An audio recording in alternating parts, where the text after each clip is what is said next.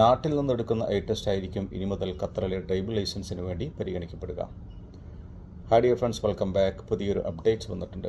ആരെങ്കിലും ഖത്തറിലേക്ക് പുതിയ വർക്ക് വിസയിൽ ഡ്രൈവറായിട്ട് വരികയാണെങ്കിൽ അവരുടെ വർക്ക് വിസയിൽ പ്രൊഫഷൻ ഡെസിഗ്നേഷൻ ഡ്രൈവർ എന്നാണെങ്കിൽ അവർക്ക് ഖത്തറിൽ വന്നിറങ്ങിയതിന് ശേഷം ഡ്രൈവിംഗ് ലൈസൻസിന് വേണ്ടി അപ്ലൈ ചെയ്യേണ്ടി വരും. നമുക്കറിയാലോ, പുതിയ വർക്ക് വിസയിൽ ഖത്തറിലേക്ക് വരുന്ന ആളുകളുടെ മെഡിക്കൽ, ഫിംഗർ പ്രിൻറ്റ്, ഐ ടെസ്റ്റൊക്കെ നാട്ടിലെ ഖത്തർ വിസ സെൻ്ററിൽ നിന്നാണെന്ന് നമുക്കെല്ലാവർക്കും അറിയാം.